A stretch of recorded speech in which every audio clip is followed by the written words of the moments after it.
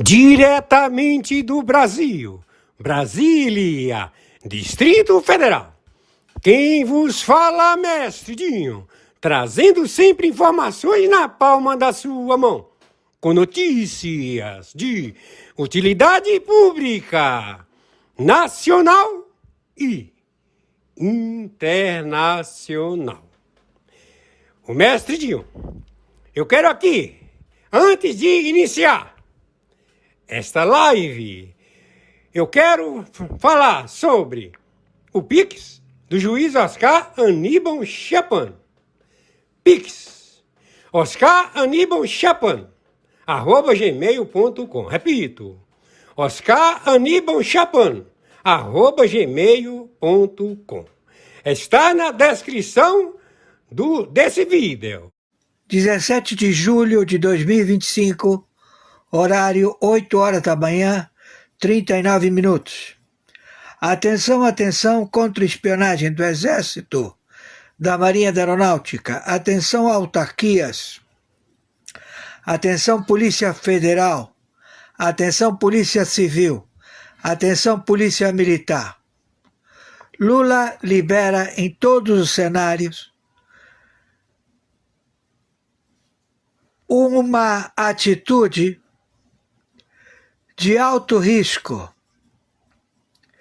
Ele opera com a Norte-Coreia, com o desembarque de unidades navais de tripulação de 100 homens, ao qual o contingente da tropa, da frota de navios é de 400 navios, cada navio com 100 homens norte-coreanos, armados com metralhadoras, .30, .50, RPGs, pequenas bazucas, a tomar as costas do Atlântico dos 9 estados da Bahia até o Caribe, a ponta que estabelece, vamos dizer, o ponto estratégico ao combate de unidades navais dos Estados Unidos da América. Então, este procedimento estabelecido a uma frente de inserção por terra de terroristas a se estabelecer nas costas do Atlântico da República Federativa do Brasil e tomar o território da Bahia e 9 estados do Nordeste, alegando independência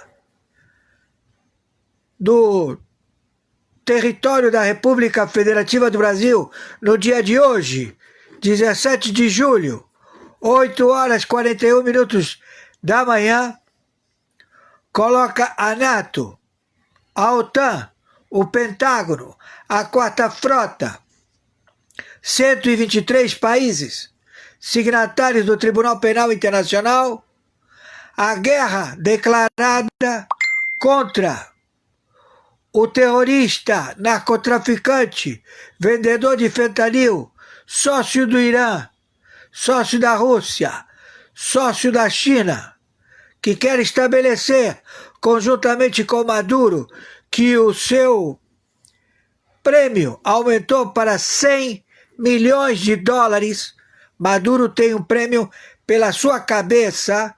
Você, caçador furtivo de prêmios, saiba que a cabeça do Maduro vale 100 milhões de dólares. Está sendo especificado o valor pela cabeça de Luiz Inácio Lula da Silva, também do Alckmin, também do desgoverno, do Alcolumbre, do Hugo Mota e de vários partidos políticos que compõem a Câmara de Deputados e o Senado Federal, que todos eles se venderam ao fentanil, ao petróleo e ao contrabando do Irã, também da Rússia e da China, todos identificados. Então, o embate de guerra, o posicionamento de invasão de tropas alienígenas, mercenários, norte-coreanos, alegando que são pesqueiros, todos eles estão armados com metralhadoras .30, metralhadoras .50, RPGs, pequenas bazucas, a se estabelecer na orla marítima da Bahia, do estado da Bahia, a 9 estados do Nordeste. Cada embarcação com 100 tripulantes, sendo um total de 400 a 500 navios. Todos estão sendo acompanhados pelas forças internacionais da aeronáutica. Também estamos à captura do submarino russo, que tem uma extensão de 100 quilômetros, aos quais ele detém bombas de tsunamis que eles colocam no leito do oceano e produzem as tsunamis que ocupam as terras e os territórios a serem afetados com a invasão do mar e disseminar a área. Então este elemento, Luiz Inácio Lula da Silva, e a puta que o pariu! Você, terrorista filho da puta, Luiz Inácio Lula da Silva, esse teu Supremo Tribunal Federal, filho da puta! Esse teu PGR, filho da puta! Esse teu Alexandre de Moraes, filho da puta! Vocês estão querendo proceder com a prisão do Bolsonaro. Agora de manhã, nós temos todo o posicionamento das equipes de especialistas. Quem se aproximar de Bolsonaro vai cair morto por terra. Tá ouvindo, seus filhos da puta? Estão ouvindo o que eu estou falando? Quem está falando aqui é o interventor do Tribunal Penal Internacional. Vocês são narcotraficantes, traficantes de fentanil, filhos de uma puta, traidores à pátria, venderam a China, são narcoterroristas, filhos de uma puta, que estão já com a sua carcaça já moribundos. Vocês já morreram há muito tempo. Então nós já estamos tomando providência neste momento, 17 de julho de 2025, horário 8h46. Estamos já monitorando todos vocês. Entenderam? Não tem para onde fugir. E conforme determinação, meu Pix é meu e-mail, oscaranibaltiapano@gmail.com. Meu Pix é meu CPF, 510-466-447-34. Banco, Mercado Pago. Nos ajudem, temos que pagar a internet. E se Deus quiser, todos vamos assistir de camarote a prisão desses filhos da puta. Traidores à pátria, que roubaram tudo. Roubaram todo o dinheiro. Roubaram 1 trilhão do Banco Central, 1 trilhão de dólares, através desses bancos que eles alegavam que eram para fazer a transição de cobrança de luz, gás, telefone para as contas Pix. E que até então eram 2 bilhões, 3 bilhões de reais. Quando foram ver, eram criptomoedas. E tudo afetando os cartões de créditos internacionais em todo o planeta. 1 trilhão de dólares foram todos descobertos. A capacidade do roubo é muito grande.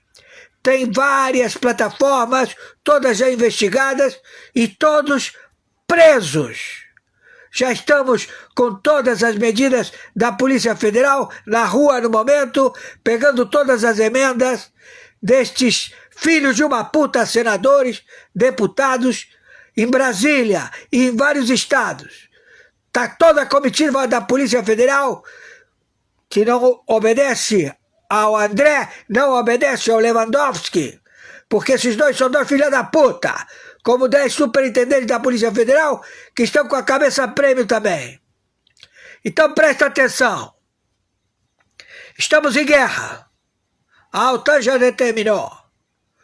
Já foram identificados. E agora não tem mais o que conversar. Agora tem tiro, porrada e bomba. Entenderam? Tô sendo claro? Então você, Luiz Inácio Lula da Silva, Alckmin, a puta que te pariu, e vocês do Exército da Marinha da Aeronáutica que se venderam, que receberam dinheiro, estão todos no catálogo. É melhor se render imediatamente, porque não vai sobreviver ninguém. Hoje, 17 de julho, 8h49, viralizei isto, e nada tema, cidadão. E você, petista, babaca, vendido filha da puta, vai lá lutar por eles. Vai lá pra morrer, filha da puta. Comunista, filha da puta, vai lá, pessoal. Vai lá, pô, PDT, vai lá. Seus filhas da puta. Não vai ficar ninguém em pé. Essa perspectiva de uma data aí em meados de setembro. Obrigado por enquanto, Luísa Martins, a gente volta a conversar já já. Ainda falando... Bom, vamos lá então. 15h13 do dia quinta-feira 17 de 2025, horário 15h13. Foi determinado neste momento urgente. Quem está falando é o senhor Oscar Aníbal Chapano, árbitro, juiz corregedor na investigação da cleptocracia da ONU, Sociedade de Ladrões, onde o conglomerado financeiro estabelecido pelos planos quinquenais de déspotas, de torturadores, de facínoras, de exterminadores da raça humana, o pior que existe na Terra, se estabeleceram em máfias, Nangreta, Yakuza, Java, Comando da Capital, Comando Vermelho, Sicários do México, Cartéis do México, Colômbia das Farc, Venezuela do Maduro e 17 países de Centro-América, sendo 10 fronteira com o Brasil e 7 com o Caribe. A tomada de decisão do Pentágono, da NATO e da OTAN já está estabelecido. Caçado SWIFT da República Federativa do Brasil e 17 países do narcotráfico, que tem por líder Luiz Inácio Lula da Silva, ou quem faça se chamar com esta nomenclatura falsa, Luiz Inácio Lula da Silva e o seu governo de terroristas narcotraficantes, que já estão em guerra com os Estados Unidos da América e com a coalizão foram descobertos por tráfico internacional de fentanil, cocaína, ópio, pela Rota da Seda, com o seu distribuidor China, Rússia, Irã, Hezbollah, Hamas. Então está caçado o sinal SWIFT, está caçado o sinal GPS, já está tomada toda a posição. A partir deste dia, deste momento, não entregando às autoridades internacionais, Luiz Inácio Lula da Silva, PGR Gonet, ministro Alexandre de Moraes, o Hugo Mota, o senador Como é o nome desse gordo, filha da puta traficante?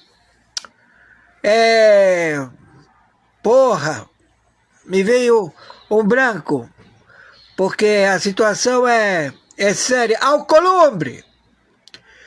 E também o presidente do Supremo Tribunal Federal, toda a primeira turma do Supremo Tribunal Federal, o PGR, Gonet, também o representante da Superintendência da Polícia Federal, André, o elemento conhecido no Supremo Tribunal de Justiça, Lewandowski e o seu filho, todos entregues à Polícia Internacional.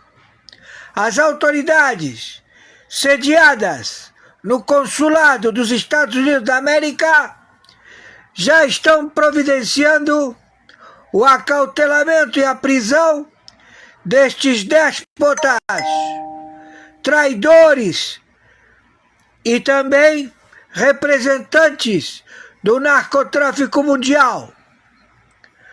Todos terroristas, espias e sabotadores amotinados, também elementos do Exército da Marinha da Aeronáutica que receberam pagamentos da USAID, da administração Biden, da administração Obama, da administração Bush, da administração Clinton e todos os ex-diretores de 17 agências que compõem a segurança dos Estados Unidos da América que fugiram para o Brasil, como também está caçada a outorga do sinal de transmissão das emissoras de televisão. Também está caçado a Anatel, a Embratel, tudo interditado pelo GPS e pelo SWIFT. O Brasil declarou guerra aos Estados Unidos por serem narcotraficantes terroristas já identificados e querem fazer frente. Não temos tempo a perder, temos que localizar as maletas de bombas nucleares que estão em posse deste terrorista e o seu grupo. Todos já serão levados imediatamente à prisão. Quem está falando é o interventor, o senhor Oscar Aníbal Chiapano, árbitro internacional, na função corregedor-geral, pela segunda vez. A primeira foi com o Fernando Henrique, mas o senhor Marco Aurélio alegou que não dividiria o território da República Federativa do Brasil, caso já diferente ao postulante de tomar por assalto, com embarcações da Norte-Coreia, de 400 navios que estão querendo desembarcar na Bahia e 9 estados do Nordeste, todos com ponto 30, ponto 50, GPS, RPG, perdão, e que já estão sendo abatidos pelas tropas dos Estados Unidos da América no Atlântico. Estamos em guerra e já está tomada a decisão neste instante. Não temos como remediar para o lar. Eles não quiseram entregar e estão querendo peitar esta situação. Então, Colômbia, 17 países, todos em guerra com a NATO, a OTAN, o Pentágono, 123 países do Tribunal Penal Internacional com seus exércitos, marinha aeronáutica. Estamos em guerra. Temos o abate imediato e já posicionamos as tropas auxiliares em 3.700 quilômetros de fronteiras secas do Brasil, com as tropas internacionais, a Tríplice Fronteira, todos presos, partidos políticos, todos, não ficará nenhum. É assim que está determinado.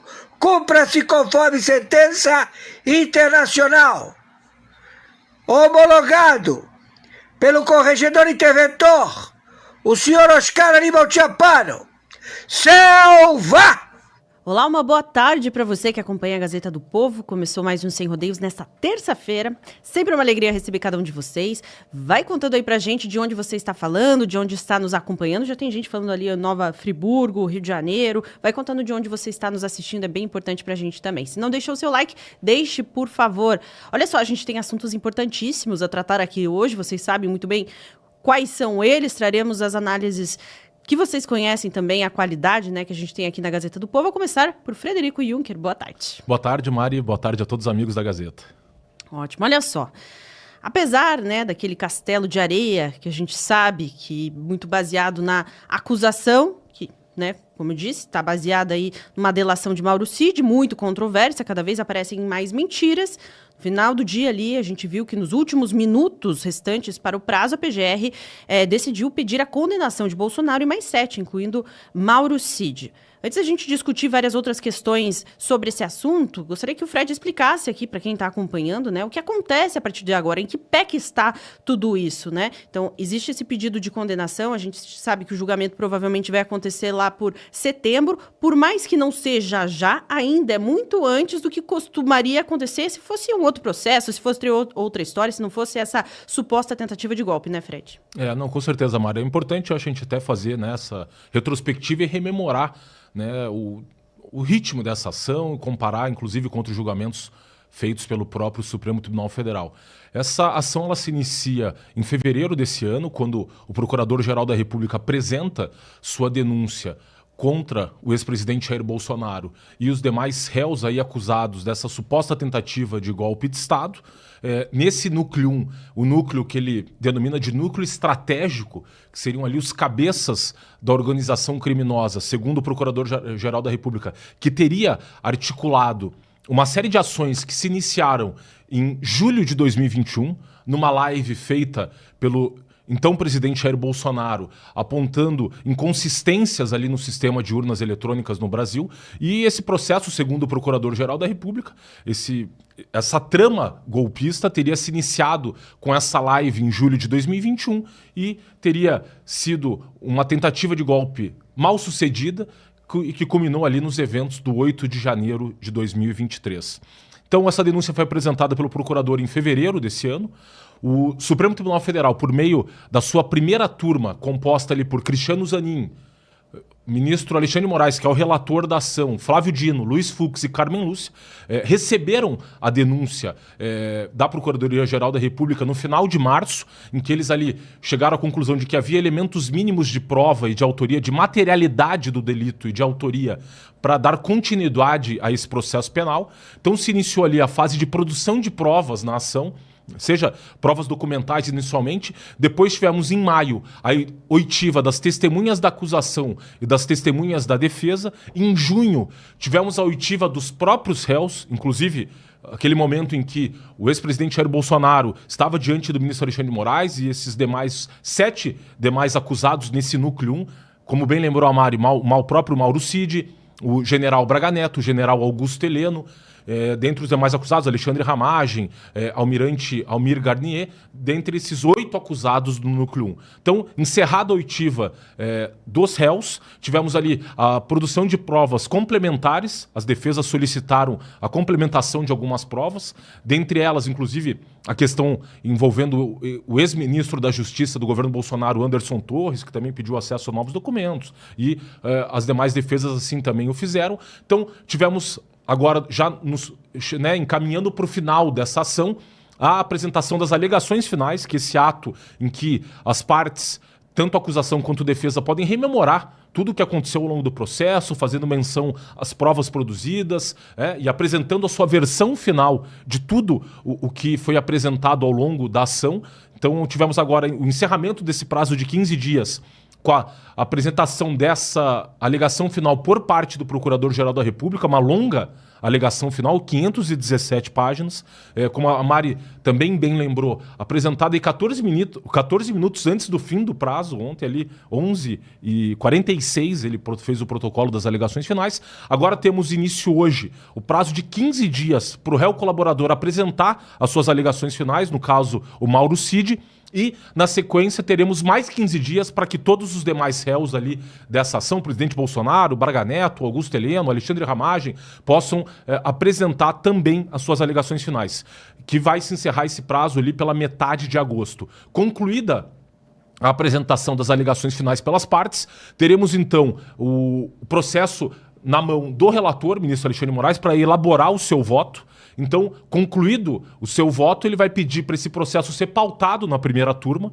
O presidente Cristiano Zanin controla a pauta, cabe ao presidente da primeira turma, né, ver a disponibilidade da pauta de julgamento, para então pautar numa sessão de julgamento, em que teremos então o julgamento aí final dessas ações e dessas condutas imputadas aos réus.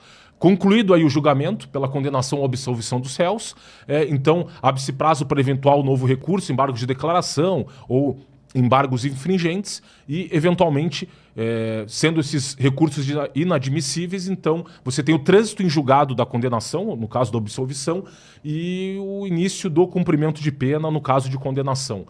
Então esse processo pode ser que as estimativas de que ele vai ser julgado já em setembro, metade de setembro, com eventuais recursos, provavelmente se finalize ali por outubro, novembro, enquanto, na eventualidade dos réus serem condenados, dar-se início ali ao cumprimento de pena. Como as condutas são 5 crimes imputados aos réus, podem chegar aí uma pena de até 40 anos aproximadamente, seria um início de cumprimento de pena em regime fechado, então, ou seja, a pena privativa de liberdade, e a depender da situação de cada réu, pode ser que eventualmente uma prisão seja convertida em prisão domiciliar. Foi o caso num julgamento recente do ex-presidente Fernando Collor, que foi condenado ali a uma pena de 8 anos de prisão, em regime inicial fechado, e pela condição de saúde dele, que está com Parkinson, acabou sendo deferida aí pelo ministro Alexandre de Moraes a conversão dessa pena em prisão domiciliar. A gente sabe que na própria condição do presidente Bolsonaro, está se recuperando uma recente cirurgia, já que foi decorrência da facada e da tentativa de assassinato dele em 2018,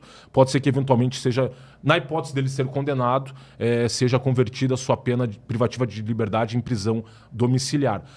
Para ver a velocidade com que esse processo está sendo julgado, a gente pode comparar com o famoso caso do julgamento do Mensalão, cujos fatos se deram ali em 2005. Esse escândalo veio a público por meio de uma entrevista do então deputado federal, integrante do PTB à época, Roberto Jefferson, que falou ali num pagamento de mensalidade pelo governo federal para comprar deputados dentro do Congresso, ali que receberiam uma mesada, daí o nome Mensalão. Esses fatos vêm a público em 2005, a Procuradoria-Geral da República apresenta sua denúncia em 2007 e o caso transitou em julgado em 2014. Então temos ali 7 anos entre a apresentação da denúncia e o julgamento final pelo STF. No caso da suposta tentativa de golpe, nós temos aqui a apresentação da denúncia contra os réus em fevereiro deste ano. Estamos nos aproximando aqui, agora em julho, já em agosto, provavelmente, agosto, setembro, já teremos o início e o julgamento dessa ação. Então, a diferença entre um processo do Mensalão que foi julgado em 7 anos e esse caso que vai ser julgado provavelmente em 7 meses. Então, você vê o ritmo que o Supremo tem imprimido a esse julgamento, que já deixa, para bom entendedor, as coisas ficam muito claras, né, Mari? Exatamente. O próprio presidente do STF, Barroso, tinha dito, né, que tinha esse interesse de acelerar, e é claro, tendo em vista aí as eleições de 2026. Ótimo, Fred, daqui a pouco a gente vai ouvir mais análises dele por aqui. Já vamos avisando vocês também. O advogado de Felipe Martins, Jeffrey Chiquini, chegará logo mais aqui também no Sem Rodeios para tirar as dúvidas de cada um de vocês, também falar sobre as possíveis cartas na manga que Bolsonaro ainda tem. Agora a gente vai receber nossa querida Karina. Karina, boa tarde. Sempre bom recebê-la aqui no Sem Rodeios. Boa tarde, Mara. Boa tarde, Fred. Boa tarde a toda a nossa audiência. Sempre um prazer estar aqui com vocês. Olha só, a gente tem uma questão aqui, uma enquete, né, no nosso programa de hoje, inclusive. Convido cada um de vocês a votarem aqui também. A gente quer saber se Jair Bolsonaro ainda tem cartas na manga. A gente viu aí, então, uma ofensiva mesmo do STF, uma resposta, digamos assim, às movimentações do governo Trump, né, dos Estados Unidos, teve tarifaço, teve muita coisa acontecendo na semana passada e parece essa condenação aí vem muito como uma resposta. A gente vê praticamente truco acontecendo aí, né, eles vão levantando suas apostas. E aí, eu gostaria de ouvir de você também, Karina, se nesse cenário você ainda considera que existem cartas na manga para Bolsonaro, se ele ainda pode contar, de repente, com o apoio de Trump. Tem, inclusive, gente perguntando aqui se, de repente, a lei Magnitsky, sanções amorais podem, enfim, mudar o cenário, ou se a gente deve ver, como a gente já espera há muito tempo, a condenação de Jair Bolsonaro, muito em breve, aí nos próximos meses, uma possível prisão. Que até mesmo o próprio Lindenberg já tinha feito essa previsão. O pessoal do núcleo radical extremista do PT já havia dito publicamente que Bolsonaro seria preso em setembro. Então, eles já tinham anunciado essa notícia há meses atrás. Tanto é que o próprio Barroso, como vocês mesmos falaram no início do programa, que escreve aquela carta aos Estados Unidos, sobre o processo que vem sendo travado no Brasil, o que está acontecendo no Brasil, e se justificando e, ao mesmo tempo, também confirmando um resultado que ainda está em andamento, que, na verdade, o trânsito não foi julgado, né, ainda, definitivamente. Mas Barroso já deu a sentença, já na carta, afirmando que houve, sim, um golpe de Estado, fazendo tantas afirmações diante de um processo que ainda está em andamento, ainda está sendo supostamente, dizemos assim, interrogado, né? Fazendo questionamentos. A gente sabe que nós estamos diante de um tribunal de exceção, de um tribunal justicialista e também nos moldes soviéticos. É isso. O plano de Lula, que ele percorreu e almejou durante décadas, está agora no ápice. Está acontecendo tudo o que ele sempre quis. Todas essas sanções que vêm dos Estados Unidos, toda essa afronta que ele faz em relação aos Estados Unidos, faz parte daquilo que ele quer, né? Que é ser consolidado um líder nacionalista nos moldes soviéticos, mas que destrói o anti-americanismo. Não só Putin, que tem um ego inflado, né, tem tanta audácia assim para fazer o que o Lula está fazendo no Brasil. O Lula se consolida como um líder comunista do mais alto calão ali, do mais alto escalão, né, de toda essa corrente hegemônica ali que tem entre eles, se consolida como esse líder abusado, destemido e que quer, de fato, destruir o anti-americanismo. E aqui, esse processo, nós não estamos falando de um processo legítimo, nós estamos falando de um processo político, inquisitório. Nada que nós estamos aqui, toda prova que for colocada, nada vai ser considerado diante desse regime. Não tem por que ser considerado, porque ele já nasce, mentira, ele já é uma fraude. Acontece desde o início uma fraude que vem sendo feito um plano revolucionário, de fato, comunista dentro do Brasil, onde todos estão aparelhados, até bancos, instituições, os empresários que são ligados diretamente ao Estado. Hoje o Lula está ali negociando, conversando com o mercado, né, brasileiro, que eu não tenho dúvida que acatarão, porque se estivessem de fato preocupados com as sanções que virão dos Estados Unidos e tantas outras formas que os Estados Unidos buscará de bloquear e barrar e ao menos botar um freio de mão nesse regime, eles deveriam, no mínimo, estar ali fazendo cartas de repúdio. Eles deveriam, no mínimo, sim, estar defendendo a democracia nesse momento, e não somente a democracia, mas também o povo brasileiro, que será o primeiro a ser afetado por todas as sanções que serão impostas. Ninguém quer recuar nesse momento. Eles não vão recuar. A questão de Bolsonaro ser preso é um fato que ninguém mais duvida disso, é uma questão de tempo, esperar aí o decorrer do julgamento que acontecerá, esperando aí as próximas páginas da defesa, que tem ainda o direito de se pronunciar ainda durante os próximos 15 dias. A questão é que Mauro Cid foi, de fato, cuspido fora do sistema, ele que pensava, não sei se na sua ingenuidade ou em má fé, que seria liberto, que seria imune a esse regime, e, na verdade, ele não será imune a esse regime, assim como nenhum cidadão brasileiro e nenhum aliado desse regime terá perdão, porque não existe, é somente os grandes ditadores, os censores que continuam a ter o poder, o status quo, e todos o resto que não tiver serventia mais para o regime será cuspido fora, sem dó nem piedade. Mauro Cid, agora, depois que ele viu que estava perdendo e que foi traído, né, não tem traição aqui, e realmente ele foi usado pelo sistema para ser construído um processo completamente falacioso, mentiroso, e que não existiu e nunca existiu essa trama golpista.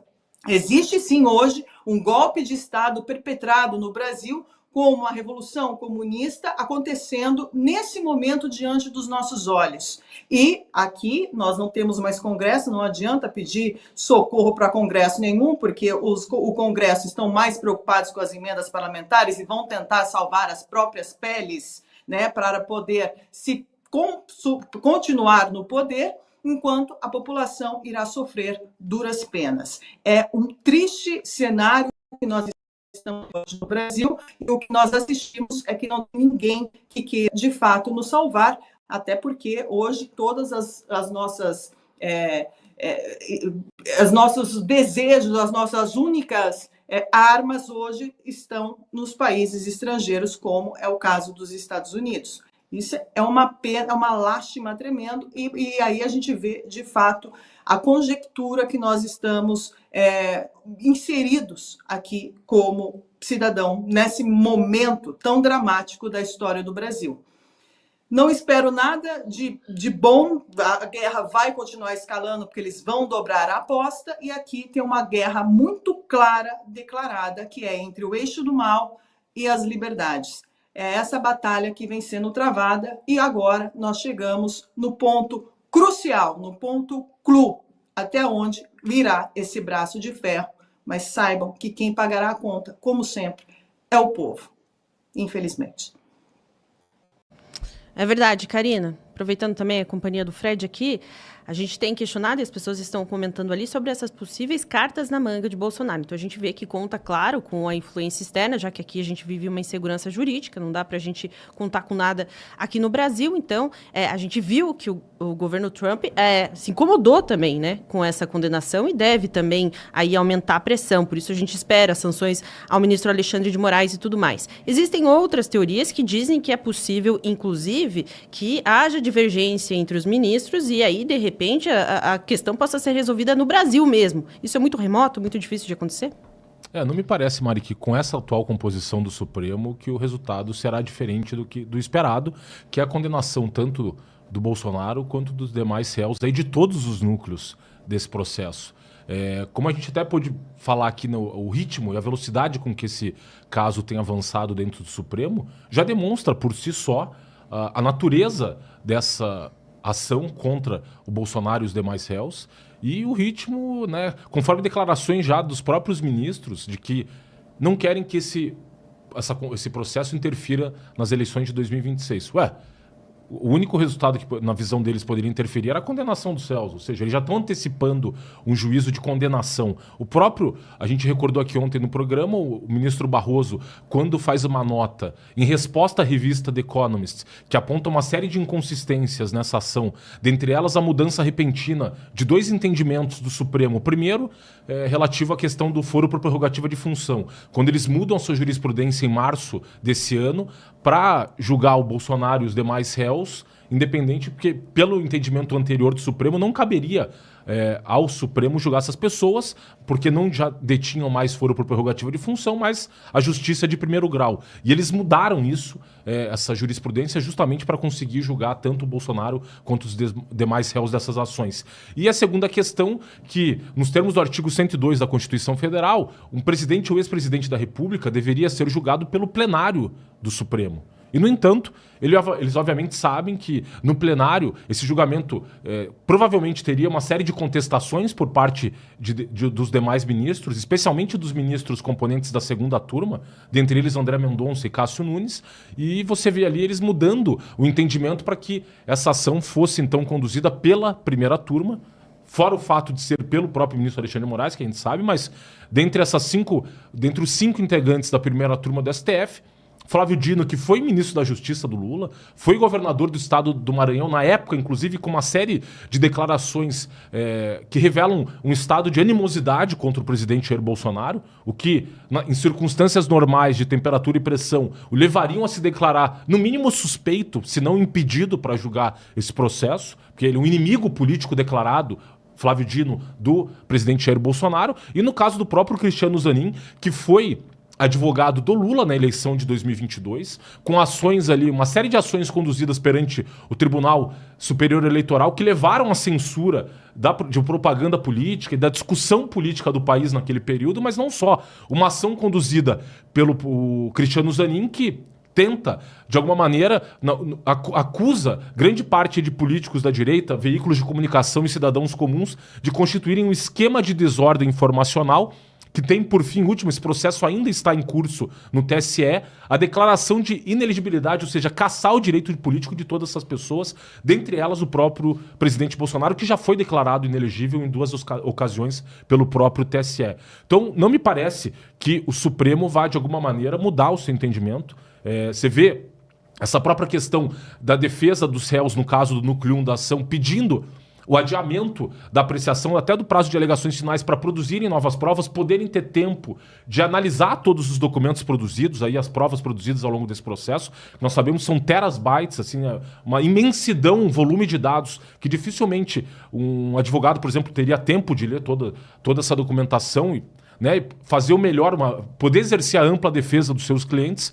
E você vê, então, esse ritmo que o ministro Alexandre de Moraes imprimiu a esse processo tem o nítido propósito de condenar essas pessoas o quanto antes e, no caso do presidente Bolsonaro, receber o objetivo último de prendê-lo, né? E até considerando a idade dele, que essa prisão, quase uma prisão perpétua, se for considerar a idade, já que ele, né, mais de 70 anos de idade.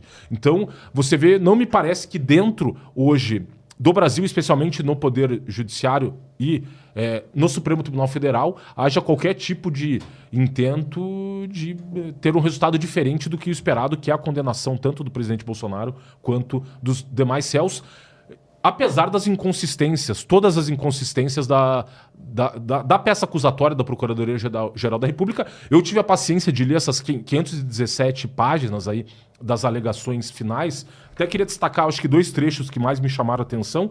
Engraçado que o Procurador-Geral da República diz que o Bolsonaro ele inicia o seu projeto golpista em julho de 2021, quando ele faz uma live discutindo a questão das urnas eletrônicas no Brasil. E o que diz o Procurador-Geral da República?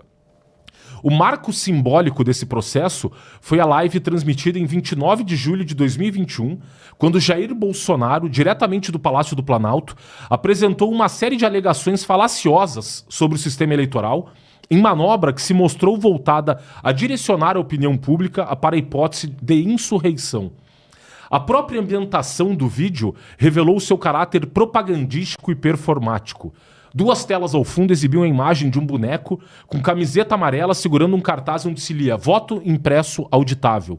O enquadramento simbólico reforçava a mensagem central da transmissão, que foi conduzida de forma a transformar uma pauta rejeitada pelo Congresso e refutada pelas evidências técnicas em palavra de ordem de um movimento político de contornos sediciosos. Mas aqui é uma falácia nessa argumentação do Procurador-Geral da República. Ele fala aqui de uma live realizada em 29 de julho de 2021. O Congresso, para quem não se lembra, o contexto dessa live do presidente Bolsonaro era da discussão dentro de uma comissão especial designada e instalada na Câmara dos Deputados para apreciar uma PEC que discutia a eventual aprovação do voto auditável no Brasil. Sabe quando se deu essa votação dentro da Câmara dos Deputados? No dia 10 de agosto de 2021. A live foi no dia 29. Portanto, você veja que o Procurador-Geral da República falando que essa pauta havia sido rejeitada pelo Congresso. Não, ela não havia sido rejeitada. Ela nem havia sido votada. Estava justamente no momento de discussão dessa pauta. E essa live do Bolsonaro foi justamente para trazer ali alguns pontos à discussão e a conscientização do público relativamente ao voto auditável. Voto auditável esse, inclusive, que é uma pauta histórica do próprio Flávio Dino. As pessoas recuperaram uma série de publicações dele no X. Então, à luz do entendimento do Procurador-Geral da República, o Flávio Dino tem que ser arrolado também como dentro desse plano macabro de tentativa de golpe de Estado no Brasil, o Flávio Dino devia ser arrolado como réu. Ele que, em diversas ocasiões, já manifestou dúvidas quanto à lisura e à legitimidade do sistema de votação eletrônico no país. Sistema esse que, por exemplo, foi colocado em xeque na própria Alemanha, uma das democracias mais consolidadas do mundo.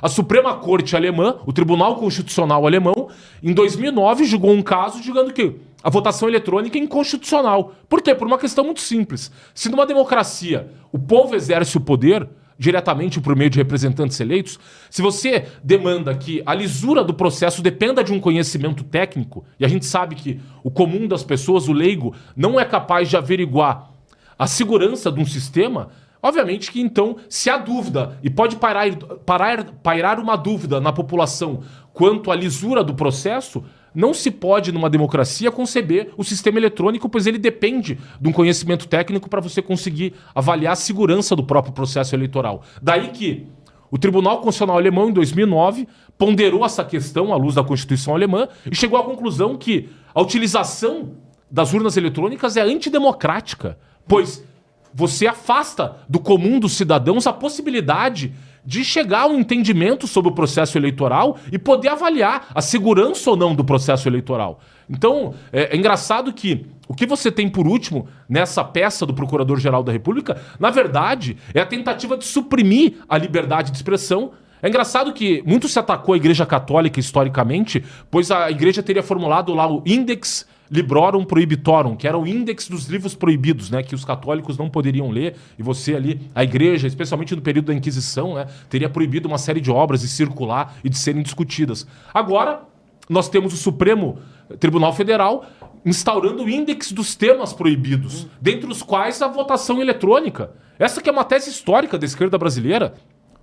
Pegue, historicamente, o Leonel Brizola, o PDT e uma série de lideranças. Essa própria comissão, ela foi... A vice-presidência dessa comissão no Congresso Nacional, ela era do Pompeu de Matos, deputado histórico do PDT do Rio Grande do Sul. É uma tese histórica a discussão das urnas eletrônicas pela própria esquerda no Brasil. O próprio Roberto Requião, ex-governador do Paraná, uma figura também histórica da esquerda brasileira, que também sempre discutiu essa questão e inclusive participou das audiências públicas nesse momento, nessas discussões, se colocando também favorável ao voto auditável. Então você tem a tentativa de criminalização como se a mera discussão desse tema fosse um abalo das instituições democráticas no Brasil. Então você vê um argumento altamente falacioso do Procurador-Geral da República que transforma o exercício da liberdade de expressão num ato criminoso, quando diz que a mera discussão desse assunto seria uma tentativa de descredibilizar os poderes constituídos no Brasil e as instituições democráticas.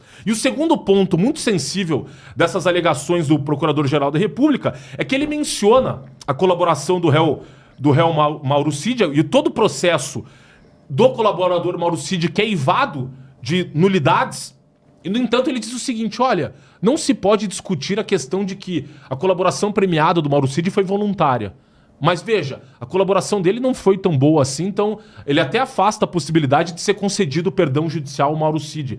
Mas, sem, no entanto, se debruçar, por exemplo, sobre o diálogo travado entre o Mauro Cid e o advogado Eduardo Kuntz, advogado do Marcelo Câmara, em que ele deixa muito claro, o Mauro Cid, que ele foi sim coagido para fazer a sua colaboração. Tanto que nós temos uma imagem do ministro Alexandre de Moraes dizendo que se ele faltasse com a verdade ou não colaborasse, o ministro Alexandre de Moraes, por meio da Polícia Federal, iria atrás dele, da sua esposa e da sua filha, na questão da falsificação dos cartões de vacina.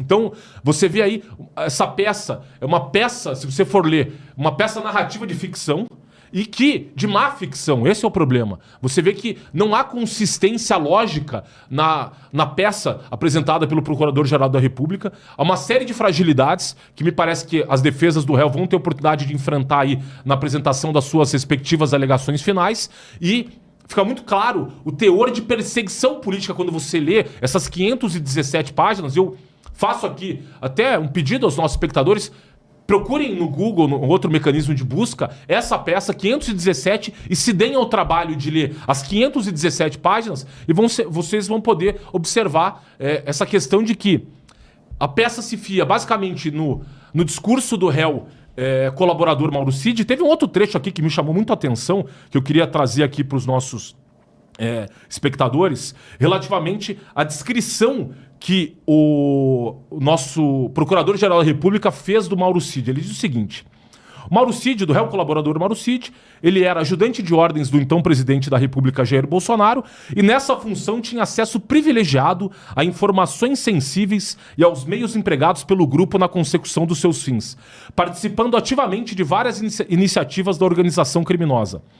Sua posição estratégica com trânsito tanto no núcleo central da organização criminosa como no núcleo operacional, em grande parte formado por outros militares, o colocou como figura decisiva nos planos e ações da organização criminosa. O réu colaborador era, de certo modo, o homem mais próximo do presidente da República.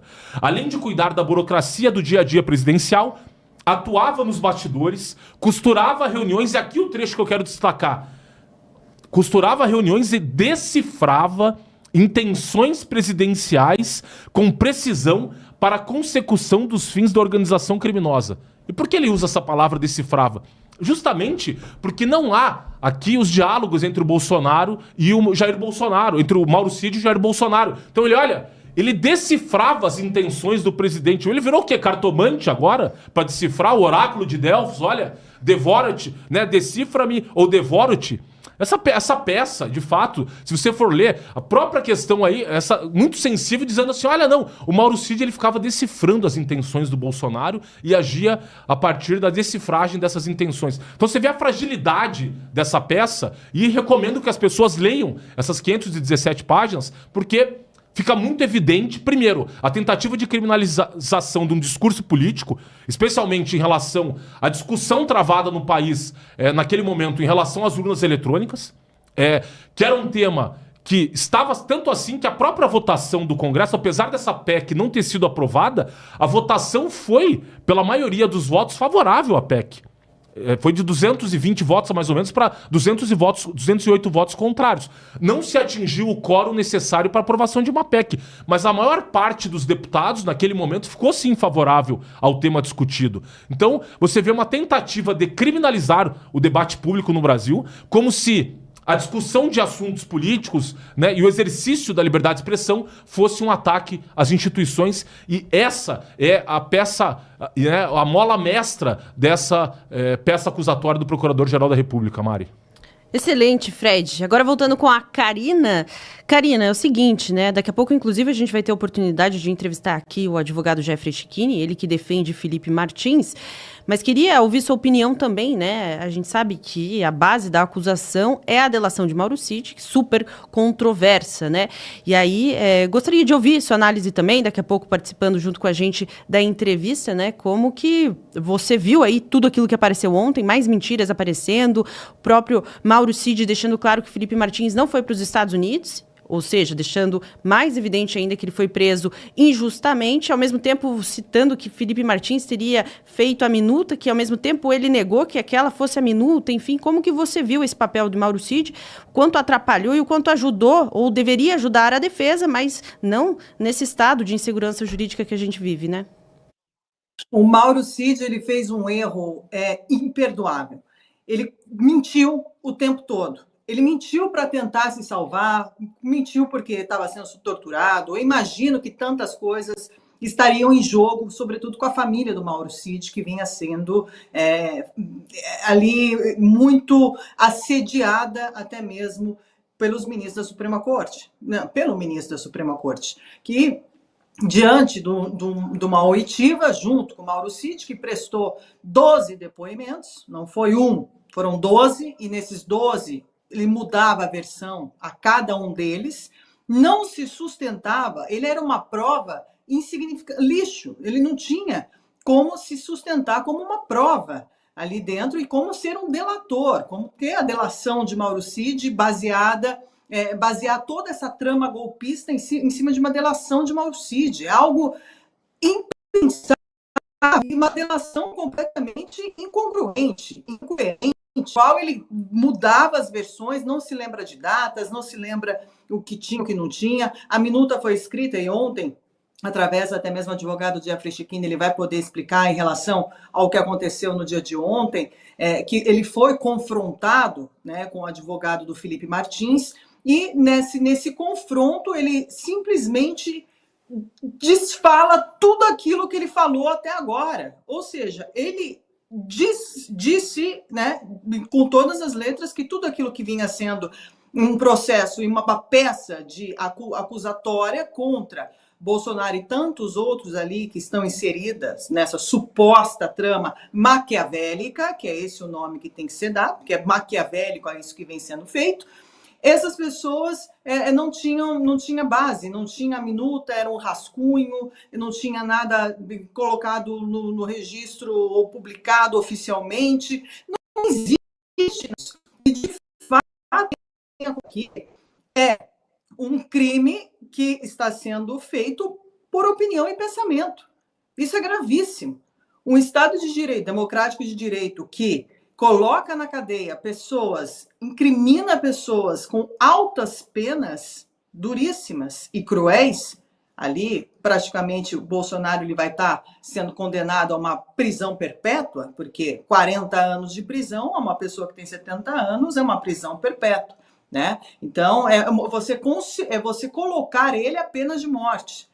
E é isso que eles querem, sempre quiseram desde o início, que é eliminar por completo todo o pensamento de direita legítimo, ou aqui não vamos nem falar de direita, vamos falar o pensamento daqueles que não concordam com o poder hegemônico que foi colocado, imposto goela abaixo no Brasil, sem direito à defesa, sem direito ao processo legal, sendo acusados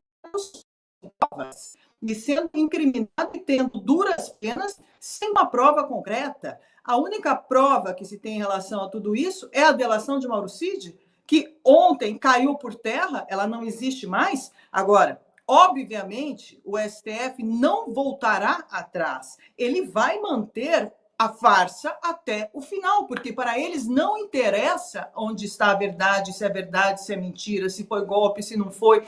Não interessa. O plano deles está em andamento, que é um plano revolucionário dentro do Brasil, onde todas as pessoas dissidentes dessa ideologia macabra que foi instaurada, e não é só uma ideologia, mas é um plano de poder, todas essas pessoas que forem contra a esse pensamento serão condenadas cedo ou tarde, e pelo esse tribunal inquisitório, que é assim que funciona. Aqui nós voltamos aos tempos medievais, e é isso que o Supremo Tribunal Federal de Alexandre de Moraes, né, que foi a carta aí da Embaixada Americana que escreve isso, com todas as letras, que o Supremo Tribunal Federal de Alexandre de Moraes vem perpetrando contra a população. Isso daqui, gente, não é uma questão de ser somente contra o Bolsonaro. Obviamente, Bolsonaro representa uma grande e enorme e muito importante fatia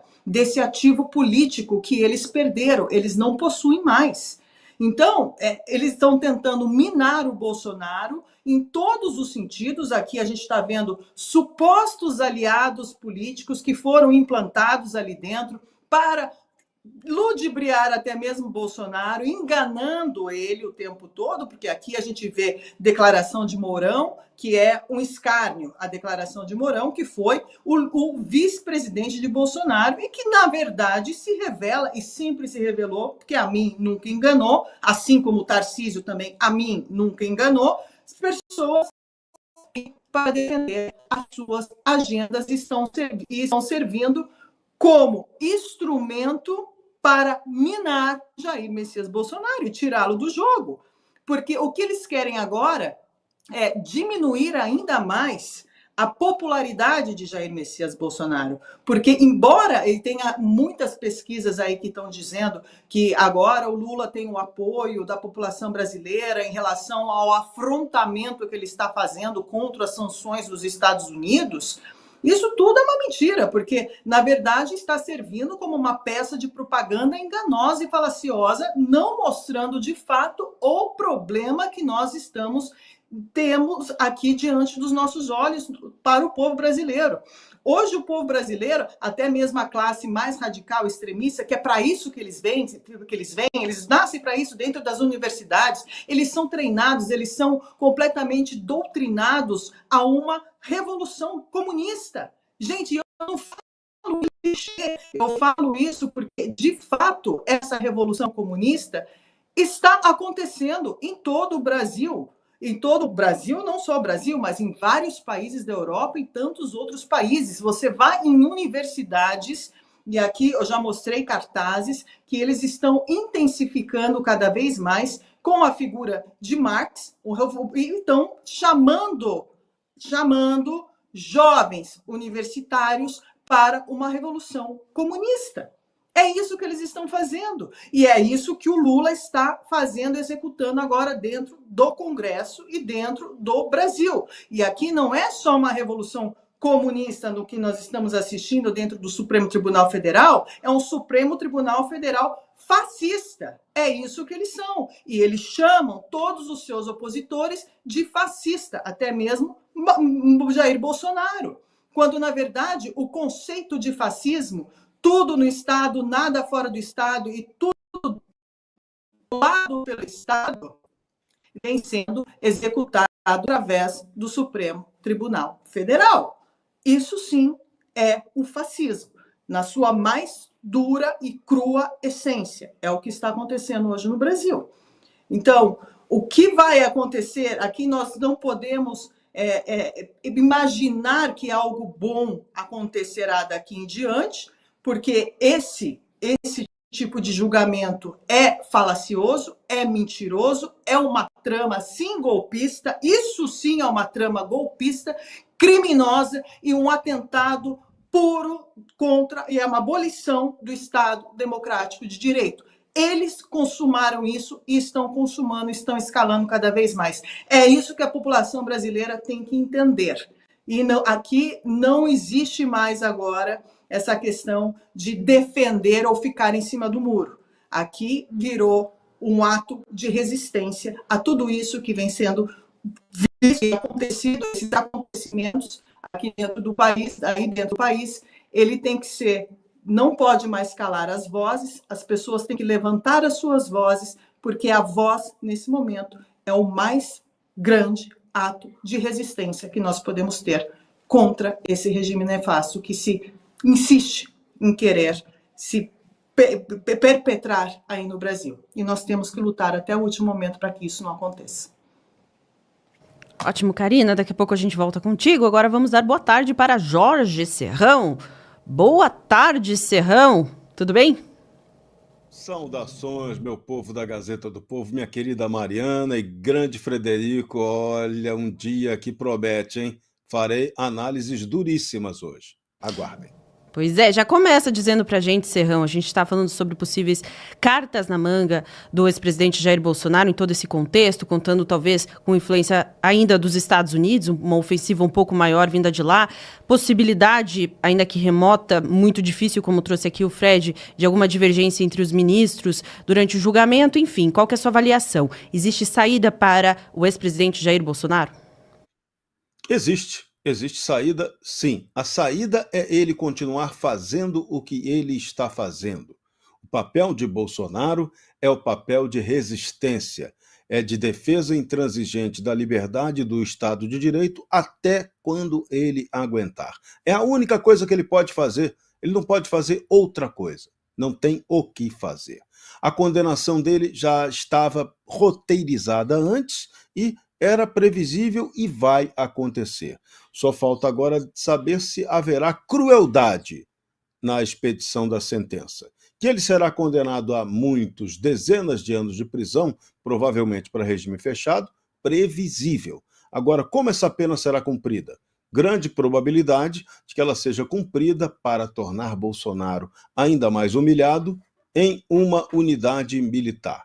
É isso. Lá ele vai sofrer uma vigilância tamanha que não vai ter a mínima mordomia. Não vai ser uma prisãozinha com esteira, rolante para fazer exercício, com possibilidade de receber visita íntima da mulher, como podia fazer Luiz Inácio Lula da Silva, né? Que até arrumou sua namorada, o seu amor na cadeia. Não, não vai ser estilo Lula. Para Bolsonaro, a parada vai ser duríssima, tende a ser duríssima. Então essa é uma possibilidade. Uma outra possibilidade de ampliação da crueldade é que Bolsonaro também seja processado depois na justiça militar, para que perca sua patente de capitão, perca sua aposentadoria militar. Isso daí está desenhado, tá? Não estou especulando sobre doideira, não. Isso já está especulado, já é falado assim, cuidadosamente nos ambientes militares. Tem uma parcela de melancias que tem ódio do Jair Bolsonaro. Um ódio inexplicável, talvez uma inveja de um capitão ter conseguido chegar à presidência da República, mas não foi o capitão que chegou à presidência da República. Bolsonaro chegou à presidência porque ele era político, não porque ele era capitão. Aliás, uma grande bobagem ao longo do tempo foi sempre essa história de tratar o Bolsonaro como capitão. Ele foi capitão. Foi, do verbo foi, não era mais. Ele era político há quase 30 anos. Tem até uma aposentadoria na Câmara dos Deputados em função disso. Então, são coisas que, né, a gente vai vendo e elas vão se somando. Então, Bolsonaro vai ser vítima ainda de uma perseguição. Ah, mas o Trump poderá ajudá-lo. Olha, só se o Trump realmente mandar o porta-aviões para o Lago Paranoá e nesse porta-aviões tiver um helicóptero que resgate o Bolsonaro e leve ele para a América sequestrado. Seria a única ajuda possível nessa situação. Não tem outra ajuda. Bolsonaro já deixou claro que ele não pretende, não vai fugir. Se tivesse que fazer isso, já tinha feito há muito tempo, não vai ser submetido a isso. Agora, o sistema quer dele o pior possível, quer puni-lo da maneira mais rigorosa possível. Quer punir 3 pessoas em especial: Bolsonaro, General Walter Braga Neto, o próprio Mauro Cid e Felipe Martins. Esses aí são os alvos preferenciais dessa história toda para serem punidos com o máximo rigor possível. Porque, né, o sistema tomou raiva desses que foram aí peças desse processo que não deveria existir se o Brasil fosse uma nação normal. Mas o Brasil não é uma nação normal. Aqui nós sempre tivemos, um Estado extremamente autoritário, sempre persecutório, que nunca levou em conta de verdade o respeito estrito ao Estado de Direito. Democracia, então, aqui nunca existiu na história do Brasil. É uma lenda. A democracia, vou usar a expressão de Lula, a democracia brasileira é uma jabuticaba. Só que a jabuticaba você ainda pode comer no pé, porque ela dá no pé. A democracia brasileira já deu pé daqui ou nunca entrou aqui de verdade, tá? Então, a gente tem que ser muito claro em relação a isso. Porque a gente fica se enganando. Ah, tem democracia, o Brasil tem uma democracia, os militares saíram do poder e houve a volta democrática. Não teve volta democrática nenhuma. O modelo estatal autoritário do Brasil sempre continuou vigorando antes, durante e depois da Constituição de 88. Então isso também tem que ficar muito claro. Sobre as punições, ainda sobre a punição, eu vou logo para o finalístico, né? Vamos para os finalmente, como diria Odorico Paraguaçu. Qual é a carta na manga de Bolsonaro? Só tem uma: que o próximo presidente da República lhe conceda um indulto, que é uma prerrogativa do presidente da República, constitucionalmente permitida, que faça um indulto a um condenado. É a única chance que Bolsonaro tem. Ou que o Congresso Nacional, através de proposta de emenda constitucional, tem que ser PEC, não é projeto de lei de anistia, não. PEC, proposta de emenda constitucional. ela tem a garantia de permitir que não seja jamais, em nenhuma hipótese, contestada pelo Supremo Tribunal Federal. E aí sim, uma PEC de anistia para o Bolsonaro e para todo mundo. Mas isso só pode ser feito depois do estrago. Esse que é o problema. Só depois do trânsito em julgado, só depois da decisão final de todos esses processos ligados ao 8 de janeiro, que ainda está condenando gente no varejo. Tem gente aí, os peixes pequenos continuam sendo condenados aos borbotões, e vem agora esse processo final que pega os núcleos separados aí pela Procuradoria-Geral da República. Um outro ponto que a gente tem que destacar, e não pode deixar de destacar, que daqui a pouco vem o grande Jeffrey Schichini para a gente conversar com ele. Outro ponto absurdo, que tem que ficar muito claro, que está sendo cometida uma injustiça que eu reputo terrível por parte de muita gente, dos bolsonaristas, da imprensa e de a grande maioria das pessoas. Em nenhum momento o tenente-coronel Mauro Cid disse que Bolsonaro praticou qualquer tentativa de golpe de Estado ou que houvesse qualquer coisa disso concreta. Em nenhum momento, em nenhum dos 11 depoimentos, nem em delação premiada. E aí vamos lá, né? Vamos lá. O Fred ainda agora foi brilhante quando ele lembrou, pegou o ponto da denúncia do Procurador-Geral da República, em que ele diz que Mauro Cid decifrava Bolsonaro. Para com isso. Isso não tinha a menor condição de poder ser verdade. Se fosse, né, o Mauro Cid seria um tradutor. Não, ele era um ajudante de ordens do presidente da República, como o foi de Fernando Henrique Cardoso, também ajudante de ordens, o atual general comandante do Exército Brasileiro, né? Ele também foi ajudante de ordem. Então ele sabia de tudo que o Fernando Henrique fazia? Mentira, não sabia. Duvido que soubesse. Pode até tirar onda dizer que sabia. Não sabia. Mauro Cid também não sabia de tudo que Bolsonaro fazia, pensava e decidia. Então esse papo do decifrar é uma grande cascata. E o Mauro Cid é apontado como o delator. Isso foi uma figura criada por esse sistema jurídico que tinha que arrumar uma justificativa para o injustificável. A interpretação, e agora isso é muito importante que todo mundo preste atenção nisso, tudo que está ali apontado como palavra do delator, na verdade, é uma interpretação da Polícia Federal sobre os depoimentos do Mauro Cid, e essa interpretação foi acatada pelo Procurador-Geral para fazer a denúncia. E aí, essa interpretação, na hora em que você teve as oitivas, essa interpretação caiu por terra. Caiu Mauro Cid nessas oitivas no Supremo Tribunal Federal, deixou claro o que era a verdade. Isso foi dito. A primeira parte foi pública, foi aquele primeiro momento com Jair Bolsonaro. E todo mundo assistiu na televisão. Agora, teve outra muito importante sobre o caso Felipe Martins, em que o Mauro Cid garantiu que o Felipe Martins não viajou, não estava naquela lista. Então, são questões que têm que ficar muito claras, porque está havendo aí uma demonização inútil do Mauro Cid, que é vítima, como todos esses que estão sendo perseguidos nesse processo absolutamente kafkiano.